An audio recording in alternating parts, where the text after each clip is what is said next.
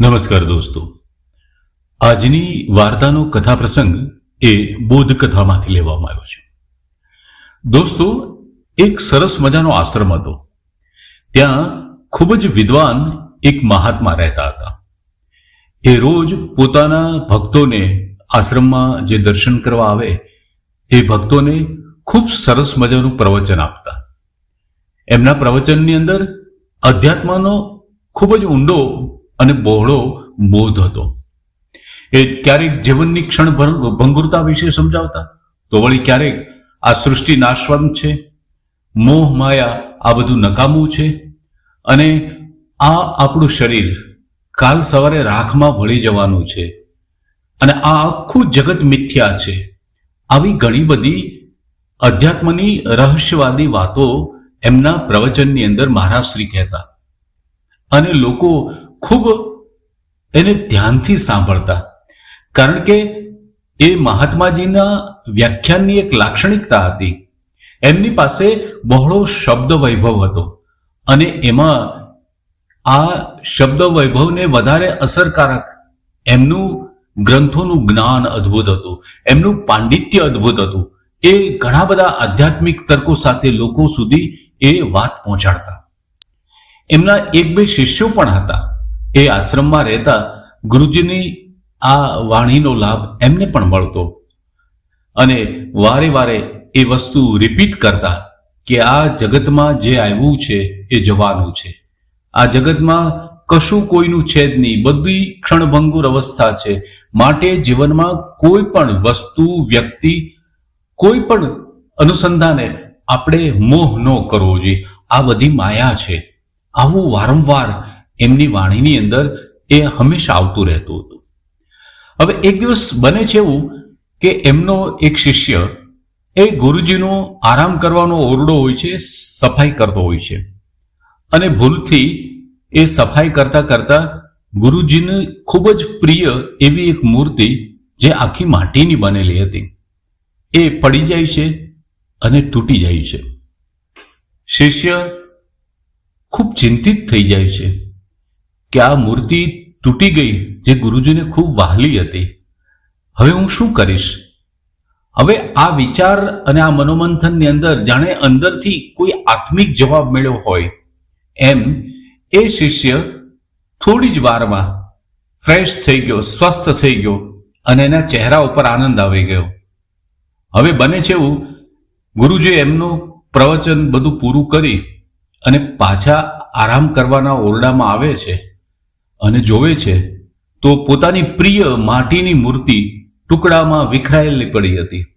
એટલે ગુરુજીનો ગુસ્સો સાતમા આસમાને પહોંચ્યો, અને ખૂબ ગુસ્સે થયા અને જોરથી તાળવ્યા કે આ મૂર્તિ કોણે તોડી?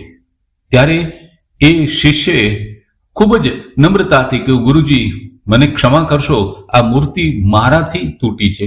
હું આપનો ઓરડો સાફ કરતો હતો, એમાં એમને ઠોકર લાગી ગઈ અને તૂટી ગઈ. એટલે ગુસ્સાનો તો પાર નહોતો, જાણે અગ્નિ ઓગતા હોય એટલા એના શબ્દોની અંદર વેધકતા હતી, અને પીડા થાય એવા શબ્દોનું ઉચ્ચારણ કરતા હતા. અને ગુરુજી ખૂબ ખીજાણા, પણ પેલો શિષ્ય મૌન થઈને ગુરુજીને સાંભળ્યા રાખે. એટલે ગુરુજીનો ગુસ્સો વધારે તેજ બનતો ગયો. ગુરુજીએ પેલા શિષ્યને કહ્યું કે ભાઈ તું બોલતો ખરો, મૂંગો શું બેઠો છો?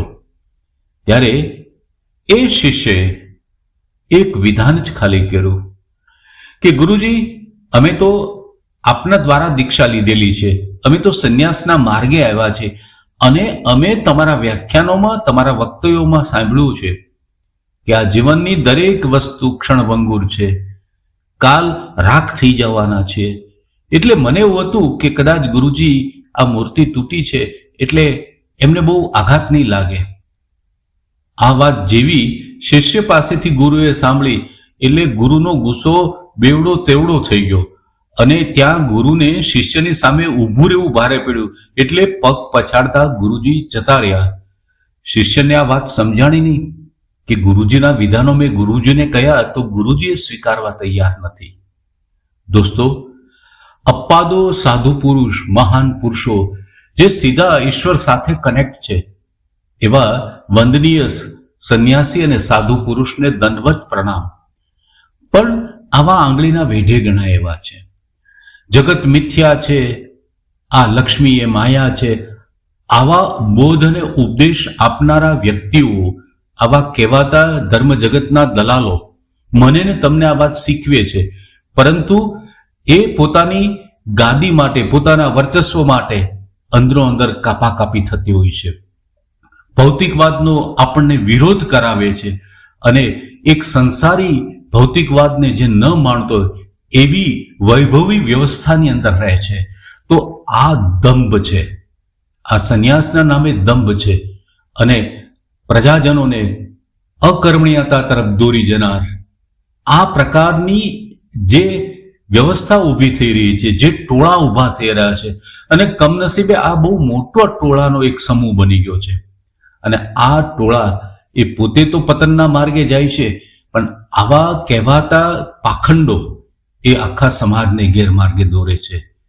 અહીંયા શિષ્ય દ્વારા જે વિધાન છે એ સમગ્ર આ સૃષ્ટિ માટે એક સત્યની ઉદ્ઘોષણા છે કે આપણને કહેનારા લોકો જગત મિથ્યા છે, આ ક્ષણભંગુર છે, અને એને કેટલો બધો મોહ હોય છે, એ કેટલા મોહ પાસમાં બંધાયેલા હોય છે, અને વિરક્ત ભાવે પોતાની જિંદગી પસાર કરતા એ પછી સંસારમાં રહેતા હોય કે કોઈ ધર્મનો ગણવેશ ધારણ કર્યો હોય કે પછી એ ઓફિસમાં કામ કરતા હોય, પરંતુ વાસ્તવિક વિરક્ત ભાવે જીવે છે એ દરેક વ્યક્તિ સાધુ પુરુષ છે.